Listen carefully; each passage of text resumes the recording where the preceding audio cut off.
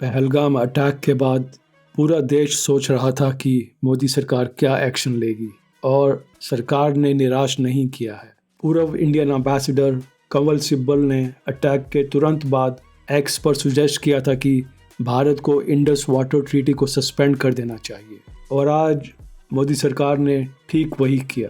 64 साल पुरानी Indus water treaty को सस्पेंड कर दिया है। साथ ही पाकिस्तान के खिलाफ कई अन्य स्ट्रॉन्ग कदम भी उठाए हैं। जम्मू कश्मीर के पहलगाम में हुए हमले में 26 इनोसेंट लोगों की जान गई, जिसमें टूरिस्ट्स भी शामिल थे। इस दर्दनाक घटना के बाद भारत सरकार ने पाकिस्तान के खिलाफ अब तक का सबसे स्ट्रॉन्ग स्टैंड लिया है। क्या भारत अब एक और सर्जिकल स्ट्राइक की ओर बढ़ रहा है? चलिए विस्तार से समझते हैं पूरा मामला। पहलगाम अटैक के तुरंत बाद पीएम मोदी ने हाई लेवल इमरजेंसी मीटिंग बुलाई। Cabinet committee on security (CCS) की इस क्रिटिकल मीटिंग में नेशनल सिक्योरिटी के सभी बड़े एक्सपर्ट शामिल हुए। मीटिंग में लंबी चर्चा के बाद सरकार ने पाकिस्तान को सबक सिखाने के लिए कई इमीडिएट और स्ट्रॉन्ग स्टेप्स लेने का फैसला किया। ये सिर्फ फॉर्मेलिटी नहीं थी, इस बार सरकार की बॉडी लैंग्वेज से साफ था कि वे पाकिस्तान के खिलाफ अनप्रेसिडेंटेड एक्शंस लेने को तैयार हैं।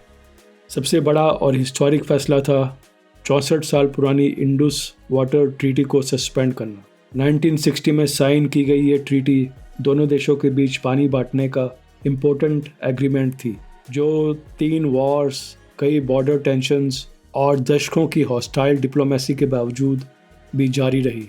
ये ट्रीटी इतनी मजबूत थी कि कारगिल वॉर के दौरान भी इसे नहीं तोड़ा गया था। लेकिन पहलगाम टेरर अटैक के बाद मोदी सरकार ने इसे सस्पेंड करके दिखा दिया है कि अब भारत की पेशेंस का लिमिट क्रॉस हो चुका है। सिर्फ ट्रीटी सस्पेंशन ही नहीं, भारत के फॉरेन मिनिस्ट्री ने एक और अनप्रेसिडेंटेड फैसला लेते हुए सभी पाकिस्तानी डिप्लोमेट्स को सिर्फ 24 घंटे के अंदर देश छोड़ने का स्ट्रिक्ट ऑर्डर दिया है। देश के इतिहास में ऐसा बहुत कम बार हुआ है कि सभी डिप्लोमेट्स को एक साथ निकाला गया हो। फॉरेन मिनिस्ट्री के स्पोक्समैन ने कहा, पाकिस्तान टेरर को सपोर्ट करता रहा है और हमारी पेशेंस अब ख़त्म हो चुकी है। इस फैसले से इंडिया पाकिस्तान डिप्लोमेटिक रिलेशंस में एक बड़ा टेंशन आ गया है और साफ दिखता है कि भारत अब टेररिज्म के खिलाफ ज़ीरो टॉलरेंस पॉलिसी अपना रहा है। इसके अलावा भारत ने पंजाब में स्थित अटारी वाघा बॉर्डर को भी कम्प्लीटली सील कर दिया है, जो पाकिस्तान के साथ ट्रेड, टूरिज़्म और पीपल टू पीपल कॉन्टैक्ट का मेन गेटवे था। हर रोज़ इस बॉर्डर पर होने वाली फेमस रिट्रीट सेरेमनी भी अब अगले नोटिस तक कैंसिल कर दी गई है। इस बॉर्डर के क्लोज होने से दोनों देशों के बीच का व्यापार, जो पहले से ही लिमिटेड था, अब पूरी तरह से रुक जाएगा, जिससे पाकिस्तान की इकोनॉमी पर और प्रेशर पड़ेगा। इस ट्रीटी के सस्पेंड होने से पाकिस्तान पर क्या असर पड़ेगा, ये समझना बहुत ज़रूरी है। पाकिस्तान की 90% से ज़्यादा फार्मिंग और एग्रीकल्चर सिंधु नदी सिस्टम के पानी पर निर्भर है। ट्रीटी के सस्पेंड होने से पाकिस्तान के पंजाब और सिंध प्रोविंसेस में खेतीबाड़ी का भविष्य अंधेरे में दिखाई दे रहा है। किसानों को पानी नहीं मिलेगा, फसलें खराब होंगी और फूड क्राइसिस की संभावना बढ़ जाएगी। साथ ही पाकिस्तान के करीब 150 मिलियन लोग, जो टोटल पॉपुलेशन का लगभग 60% है, अपने डेली पीने का पानी के लिए इसी रिवर सिस्टम पर डिपेंड करते हैं। कराची, लाहौर और इस्लामाबाद जैसे बड़े शहरों में वाटर शॉर्टेज बढ़ सकती है, जिससे आम लोगों की लाइफ डिस्टर्ब हो जाएगी। सबसे क्रिटिकल इम्पैक्ट पाकिस्तान के एनर्जी सेक्टर पर पड़ेगा। पाकिस्तान की लगभग 30-40% इलेक्ट्रिसिटी इसी इंडस रिवर सिस्टम पर बने हाइड्रो पावर प्लांट से जनरेट होती है। मंगला डैम, तारबला डैम और गाजी बरोदा हाइड्रो पावर प्रोजेक्ट्स जैसे बड़े प्रोजेक्ट्स का फ्यूचर अब अनिश्चित हो गया है। वाटर फ्लो कम होने से इलेक्ट्रिसिटी जनरेशन घटेगी, जिससे पाकिस्तान में पहले से मौजूद लोड शेडिंग और पावर कट्स की समस्या और बढ़ जाएगी। इंडस्ट्रीज़, हॉस्पिटल्स, स्कूल्स सभी पर इसका असर पड़ेगा।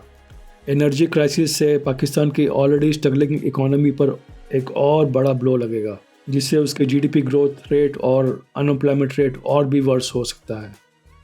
इंटेलिजेंस रिपोर्ट से पता चला है कि पाकिस्तान स्थित टेररिस्ट लॉन्च पैड्स पर अभी भी हाई एक्टिविटी चल रही है। पीओके में 42 एक्टिव लॉन्च पैड्स हैं और जम्मू कश्मीर में 115 पाकिस्तानी टेररिस्ट ऑलरेडी घुस चुके हैं। सिक्योरिटी एजेंसीज के अनुसार इन टेररिस्ट्स को स्पेशली टूरिस्ट लोकेशंस और रिलीजियस प्लेसेस पर अटैक करने की ट्रेनिंग दी गई है ताकि इकोनॉमिक और इमोशनल दोनों तरह से भारत को डैमेज किया जा सके। आर्मी और इंटेलिजेंस सोर्सेज के मुताबिक इन लॉन्च पैड्स से टेररिस्ट को भारत में भेजने की कोशिश तेज हो गई है, जिससे बॉर्डर पर टेंशन और बढ़ गया है। सिक्योरिटी फोर्सेस ने सभी बॉर्डर एरियाज में हाई अलर्ट जारी कर दिया है और सर्वेलेंस भी बढ़ा दी गई है। सोशल मीडिया पर लीक्ड वीडियोस और सैटेलाइट इमेजेस सामने आई हैं, जिनमें पीओके के पास पाकिस्तानी फोर्सेस की अनयूजुअल मूवमेंट्स दिखाई दे रही हैं। डिफेंस एनालिस्ट्स का मानना है कि पाकिस्तान भारत के पुलवामा टाइप रिटेलिएशन की तैयारी कर रहा है। 219 में पुलवामा अटैक के बाद भारत ने बालाकोट एयर स्ट्राइक करके पाकिस्तान में घुसकर टेररिस्ट कैंप्स को डिस्ट्रॉय किया था।